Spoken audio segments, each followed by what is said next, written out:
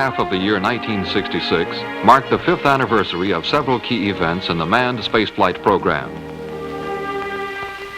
In 1961, at NASA's Langley Research Center, Hampton, Virginia, the Space Task Group, charged with the responsibility of developing manned spacecraft, was renamed the Manned Spacecraft Center, with Dr. Robert R. Gilruth as director. A permanent site for the new center was selected near Houston, Texas.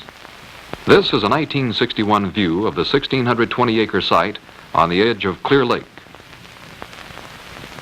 By the end of 1963, occupancy of the Clear Lake site was underway, and by the end of 1966, all 33 originally planned main buildings were being utilized as a permanent working home for 4,800 NASA manned spacecraft specialists.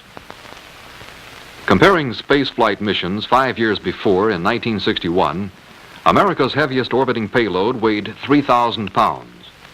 By the end of 1966, NASA was preparing for the first flight of the Saturn V launch vehicle, capable of orbiting a payload of 250,000 pounds. In 1961, astronauts Shepard and Grissom made their suborbital flights, but the nation had not yet placed a man in orbit. By the end of 1966, 4 astronauts had completed orbital flights in the Mercury program, and the complete Gemini program had been successfully accomplished, including 10 two-man orbital missions. It was on December 6, 1961, that Dr. Gilruth announced the Gemini program. The initial objectives were threefold: to rendezvous and dock 2 spacecraft in Earth orbit, to achieve long-duration space flights to accumulate medical data, and to accomplish controlled land landings. Although land landings of manned spacecraft were not attempted, controlled re-entry and other actual accomplishments of the Gemini program far exceeded the initial goals. The 3 final Gemini missions were flown during the latter half of 1966. They exemplified the achievements of the total program. On July 18, the Agena rendezvous vehicle for Gemini 10 was launched at 2:39 p.m. Central Standard Time. Less than 2 hours later, at 4:20 p.m., after a faultless countdown, the Gemini 10 spacecraft was launched.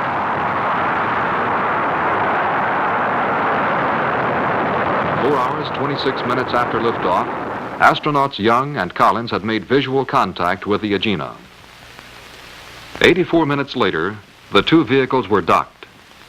Using the primary propulsion system of the Agena, the combined vehicles were then boosted to an altitude of 475 statute miles, a new manned altitude record, and the first time in spaceflight history that a manned spacecraft had acquired and used the propulsive power of another vehicle already orbiting in space.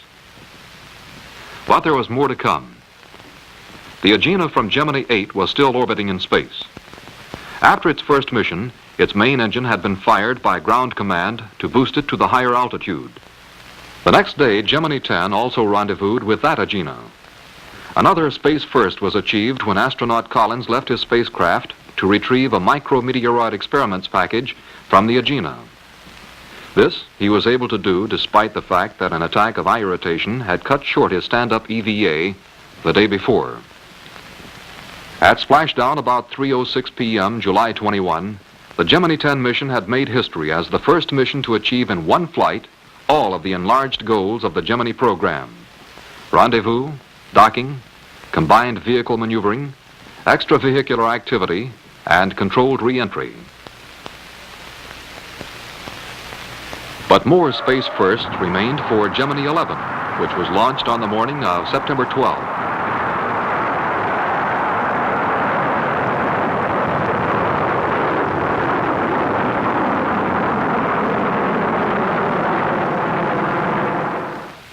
Using onboard computation procedures, astronauts Conrad and Gordon achieved rendezvous with the Agena vehicle about 3/4 of the way through the first revolution. Docking was completed about 1 hour and 34 minutes after liftoff, before beginning the second revolution. 2 periods of extravehicular activity were scheduled to be performed by astronaut Gordon. The first umbilical EVA was curtailed due to spacesuit heat and unexpected exertion, which caused the astronaut to perspire excessively. This partially blinded him, but he was able to attach a tether linking the Agena and Gemini vehicles. Using the primary propulsion system of Agena, the docked vehicles once again set a new altitude record, an apogee altitude of 850 statute miles. Several photography experiments were carried out. After another Agena firing had returned the two vehicles to a lower orbit, they were undocked and separated except for the tether, which was then used to perform a station-keeping and artificial gravity experiment. Linked together by the 100-foot tether and retaining a slight tension, a spinning motion was imparted to create a small gravity field, constituting the first such exercise in tether dynamics. The exercise confirmed the feasibility of station keeping in the tethered mode to save fuel. A planned gravity gradient stabilization experiment could not be done because of spacecraft control system problems. Re-entry of Gemini 11 was fully automatic. Splashdown occurred 71 hours and 16 minutes after liftoff, just 2 miles from the planned impact point. Due to the extravehicular difficulties encountered in Gemini missions, the ability of men to perform work in space became one of the major questions raised by manned spaceflight experience. It was decided to test this capability more thoroughly on the final Gemini mission, Gemini 12. For this reason, astronaut Aldrin spent many hours underwater training for extravehicular performance in the simulated zero-gravity environment produced by the buoyancy of water in a pool. His training and practice included egress from the spacecraft, installing the telescoping handrail, performing various work tasks, assuming positions of rest, and familiarizing himself with such aids as the handholds in the area of the Agena docking collar. The Gemini 12 spacecraft was launched at 2:46 p.m. on November 11, an hour and 39 minutes after the launch of its Agena rendezvous vehicle. Rendezvous occurred on the third revolution, and astronauts Lovell and Aldrin completed the first docking at 4:16 p.m. The Agena's secondary propulsion system boosted the combined vehicles to an orbit of 139 by 154 nautical miles to position the craft for observation and photography of a total eclipse of the sun over South America. On the second day of the mission, astronaut Aldrin performed the first of 2 stand-up EVAs for photography and scientific experiments. November 13, the next day, astronaut Aldrin, aided by a 30-foot umbilical strap, left Gemini 12 and performed measured work tasks at the Agena docking adapter and at the spacecraft adapter section. His hours of specific training and new devices to help him retain stability while working in space paid off in a highly successful 2-hour and 9-minute extravehicular performance. This included working with tools and accomplishing several mechanical chores for the first time in space. After separation of the 2 vehicles, except for the tether, Gemini 12 also accomplished tethered station keeping and the space program's first gravity gradient maneuver with Agena. The gravity gradient relationship was established within the time required for the vehicles to complete 1 revolution of the Earth. They remained tethered for 4 hours and 17 minutes. In a second stand-up EVA, astronaut Aldrin was again very successful in his experiments and photography. Splashdown on November 15, 3 miles from the carrier Wasp. Recovery operations and post-flight debriefings and evaluations brought to an end the highly successful Gemini program.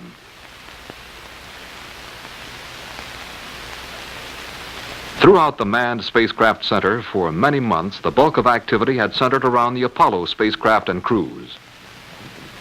The changeover from Gemini to Apollo during the report period is exemplified by the Flight Crew Support Division's Dynamic Crew Procedure Simulator. Its value was well proved in simulations of Gemini missions, which gave astronauts training in events and contingencies such as launch aborts, where kinesthetic, that is, muscular sense clues must be relied upon. The simulator was designed as an all-purpose trainer. Here, it is in the configuration required for dynamic simulations in the command module phases of an Apollo mission. The new training was made possible simply by changing the crew station. In this configuration, An Apollo Command and Service Module station has replaced that of Gemini, as astronaut Stafford gains experience with conditions he might encounter in actual flight. By again replacing the crew station, Apollo lunar module conditions can also be simulated. Another important simulator of the Flight Crew Support Division has been the Apollo Mission Simulator, in which astronauts can go through a complete lunar mission in a simulated command and service module. In the report period, in an area adjacent to the Apollo Mission Simulator, there was installed a lunar module mission simulator for those phases of an Apollo mission performed in the lunar module. The lunar module mission simulator also relies basically on television visuals, with the circular area on the ceiling representing a lunar map. This gives the effect of having the lunar surface below the spacecraft, as exercises are simulated involving both approach to the command module and leaving the command module after separation. Another type of lunar module simulator is this Lunar Landing Research Vehicle. It is a wingless, free-flying platform made of lightweight tubular trusses with a total weight of less than 4,000 pounds. In it, and its successor, a lunar module training vehicle, astronauts can simulate the last 2 minutes of lunar landing, the most difficult phase of lunar module flight. 2 of the research vehicles were delivered in December to MSC's Ellington Air Force Base facility. Earlier, model number 1 was successfully flown nearly 200 times at NASA's Flight Research Center at Edwards Air Force Base by NASA test pilots and MSC pilots. The vehicle has a vertically mounted, double gimbaled fan jet engine yielding 4,200 pounds of thrust, plus 16 attitude control rockets for roll, pitch, and yaw control mounted at each corner in clusters of 4. Controlled throttling of the main engine removes 5/6 of the Earth's gravitational pull. The vehicle can hover and be set down at speeds of 2 to 6 feet per second. On July 26 began the first major test of a manned Apollo spacecraft in Chamber A, the larger of the 2 thermal vacuum chambers at the Space Environment Simulation Laboratory. The first 3 days of the test were unmanned to measure temperature stresses and heat shield alignment. The manned test followed beginning August 1st and lasting 8 days, with 3 Flight Crew Support Division engineers in the command module. The test consisted of a cold soak, including evaluation of the environmental control and electrical power subsystems, and determination of the thermal response of the service module bays, containing such major components as fuel tanks, fuel cells, and reaction control systems. Fuel cell loss tests and cabin depressurization were also conducted in a thermal vacuum environment like that at 87 miles above the Earth. The crew's ability to work efficiently and relax in comparative comfort for the 8-day duration of a lunar mission was confirmed. On September 30, 50 miles off Galveston Island in the Gulf of Mexico, spacecraft 007 was lowered from the retriever and flipped to an apex down position. 2 electric air compressors inflated the 3 uprighting bags, and within 6 minutes the command module had been uprighted to a stable apex up position. With waves at times reaching 12 feet, this was the first manned sea test of the Apollo command module seaworthiness and of post-landing subsystems. The crew consisted of engineers from the Flight Crew Support Division and the Landing and Recovery Division, who emerged 2 days later after a highly successful test. Proximity to the ocean and the year-round climate for training and tests were 2 of the reasons for the selection of the Clear Lake site 5 years before. But not all MSC work is performed near Houston. Astronauts and MSC engineers continued during the report period to spend a great deal of time at the plants of contractors. Over the years of gaining experience in manned spacecraft technology, test procedures have been streamlined, with the result that spacecraft operational checkout times are continually being reduced. Manned Spacecraft Center personnel also direct and staff operations at NASA's White Sands Test Facility in New Mexico, where propulsion and power systems are subjected to a variety of tests. Here, engineers of the Landing and Recovery Division are observing the second test drop from a 5,000-foot altitude of a Gemini boilerplate on a Mercury parachute in a test of improved electrically operated parachute reefing cutters. Feasibility of the new cutters was demonstrated. On August 8 at White Sands, MSC engineers began a 14-day static firing to simulate Apollo mission demands on the surface propulsion system. 8 firings of the 21,900-pound thrust engine, totaling about 120 seconds, were separated by coast periods lasting as long as those planned for the first manned flight. Throughout the 14 days, the liquid propulsion system was kept pressurized at mission levels. During the report period, other mainstream results from engineering and development work begun months and years before continued to emerge. For example, the first astronaut familiarization runs were conducted on board MSC's 50-foot arm rotary accelerator. And day by day, other vital, patient engineering and development work continued to prove out manned spacecraft subsystems, components, and materials. Experiments continued with a newly installed system developed to obtain data on ablative heat shield material during simulated re-entry. The system utilizes closed-circuit television and X-ray equipment for monitoring and measuring. A 35-millimeter camera records the results. Sample material is heated by an arc jet to re-entry temperatures. Such data as the depths of charring are used in defining the operational limitations of the Apollo spacecraft's thermal protection system. Another typical investigation in engineering and development was that of a new net couch for long-duration missions. The couch and an instrumented dummy were subjected to 50G impact simulations, reduced at 3 locations within the dummy to 20 to 25G stresses. Drop tests were also conducted to demonstrate and verify the force attenuation characteristics of the net body supports. Such a stowable net couch is being designed for possible use in Apollo applications missions. At MSC's Mission Control Center in December, the Mission Planning and Analysis Division demonstrated a prototype lunar mission display, similar to that which will display the position of the spacecraft during lunar missions. In this scene, the moving spacecraft is represented along the upper line. Its position projected down to Earth is revealed by the figure moving along the lower line. The actual display, of course, will move at real-time rates. The second half of 1966 was not without its problems. On October 25, during a pressure test at North American Aviation, a service module fuel tank ruptured. The test was conducted with alcohol and freon simulating the hypergolic propellants. The failure was traced to the stress corrosion effect of methyl alcohol on the titanium tank.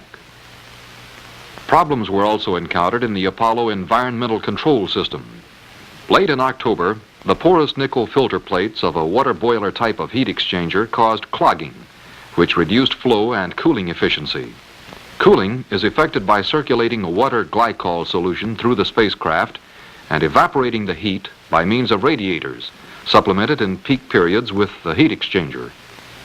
To correct the clogging condition, the nickel plates were replaced with stainless steel filter plates.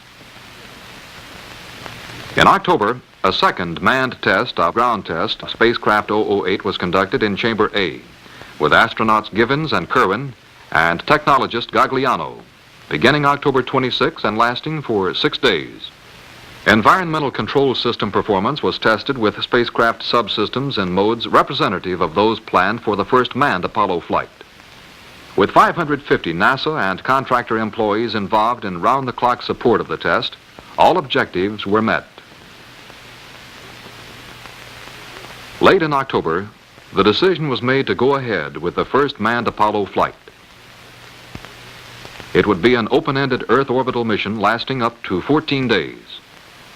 Here, the prime crew assigned to the mission, astronauts Grissom, White, and Chaffee, practice egress from an Apollo boilerplate model onto the 3-man life raft of the Block 1 spacecraft Earth orbital missions. Recovery training was complete through helicopter sling pickups of the astronauts. The value of astronaut Aldrin's underwater training in a pool in Maryland led to the construction of a large neutral buoyancy tank at the Manned Spacecraft Center. The new MSC tank was filled in December. In it, astronauts will train not only for extravehicular activity, but for movements inside the comparatively roomy Apollo spacecraft. The neutral buoyancy tank was also used for the first tests in a simulated weightless environment of a model of the airlock being developed for long-duration Earth orbital missions of the Apollo Applications Program. The 5-ton, 65-foot diameter and 15.5-foot long airlock and a docking adapter will be positioned next to the S-4B stage hydrogen fuel tank. After the fuel tank has been emptied and the vehicles are in orbital flight, the command and service modules will dock with the airlock. The crew will then enter the airlock, pressurize the empty tank, and equip it with fuel cells and other necessities stowed in the airlock. The S-4B tank can then serve as an orbiting space laboratory or workshop. New facilities such as the neutral buoyancy tank and the lunar receiving laboratory on which construction was begun during the report period confirmed the foresight of the men who selected the site for the Manned Spacecraft Center 5 years ago. Ample elbow room exists for adding new facilities as demanded by the ever-developing manned space program. The lunar receiving laboratory, which will be complete by the end of 1967, will provide 84,000 square feet of floor space. A central complex where samples of lunar surface material collected by Apollo crews will be received, quarantined, examined, and later processed for distribution to scientists throughout the world for study and analysis. It will also be equipped to quarantine spacecraft and crews after their return from the moon. Another advanced development will reduce radiation hazards for astronauts on Apollo lunar missions. This is the Solar Particle Alert Network. A globe-encircling chain of solar telescopes, such as this one in Australia, will be part of the network. By extreme close-ups of sections of the sun, they will gather data on solar flares and other phenomena related to discharge of radiation. Such data will help mission planners determine the safest dates for manned missions in outer space. The October go-ahead for the first manned flight was influenced strongly by the success of the 2 unmanned Apollo missions, which were completed earlier in the report period.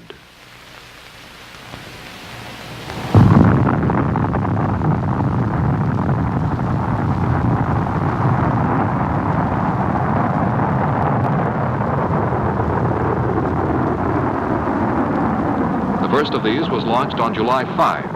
And was the second successful Apollo uprated Saturn I mission. Its purpose was to verify the design and operation of the hydrogen-fueled second stage of Saturn I, the S-4B stage, for its use as the third stage on Saturn V. As the third stage of Saturn V, the engine will have to be capable of shutdown and restart to boost the spacecraft out of Earth orbit into a translunar flight. The mission did not carry a spacecraft. Instead, the S-4B stage, the instrument unit, and a nose cone were launched into orbit as one 92-foot-long, 59,000-pound satellite, the heaviest yet placed in orbit by the United States. For 3 revolutions, onboard television cameras transmitted pictures as the liquid hydrogen sloshed around during boost, then calmed, then settled to the bottom of the tank. During weightless orbital flight, the hydrogen behaved satisfactorily in both vented and unvented tank conditions. The mission confirmed the ability of the S-4B to restart in the weightless condition. Other experiments were also successful. On August 26, the third Apollo uprated Saturn I mission was launched in a 94-minute, 18,000 statute-mile suborbital flight to verify systems for manned Earth orbital missions, and to conduct a definitive atmosphere entry test of the spacecraft heat shield. After separation from the Saturn launch vehicle, a 215-second burn by the service propulsion system boosted the spacecraft to a peak altitude of 660 nautical miles. A second burn of 85 seconds by the main engine placed the spacecraft into a high-heat atmosphere entry position. 2 more firings of the service propulsion system of 3 seconds each were made primarily to test the engine's restart capability when propellant supply is low. This was the first flight for the fuel cell system, the unified S-band system, and the Apollo guidance and navigation system, which controlled the engine firings and modulated the lift vector for controlled entry. The long-duration entry, reaching a velocity of almost 19,000 miles per hour, subjected the heat shield to heat loads of approximately 20,000 BTUs per square foot. The maximum surface temperature was about 2,700 degrees Fahrenheit. Recovery and analysis of the heat shield ended this 13th successful unmanned Saturn mission. The historical series had begun 5 years before, in the fall of 1961, with the original suborbital Saturn I flight. As the year 1966 drew to a close, in the MSC Auditorium, a formal award ceremony honored government and contractor personnel for exceptional, distinguished, and outstanding services. The ceremony underscored the progress in manned spaceflight made in the 5 years since the founding of the Manned Spacecraft Center. Progress which is exemplified in particular by the successful completion of the Gemini program. Its original goal of rendezvous and docking had been achieved several times. Its original goal of obtaining medical data from extended missions had been attained, and had proved man's ability to adapt to conditions such as weightlessness in long-duration missions of 8 and of 14 days. Surpassing Gemini's original goals, valuable experience was gained in extravehicular activity. In experiments ranging from the effects of the space environment on frogs' eggs to a variety of photographic experiments. In tethered station keeping. In the use by spacecraft of the propulsion systems of other vehicles for both orbital and plane changes. Also, both manual and controlled re-entry experience was acquired. And the value of having men on board spacecraft to increase reliability and the developing potentials of space missions was confirmed. Taken as a whole, the Manned Spacecraft Center's development, testing, and operation of Gemini spacecraft and systems constituted another fundamental technological triumph in the progress of man in space.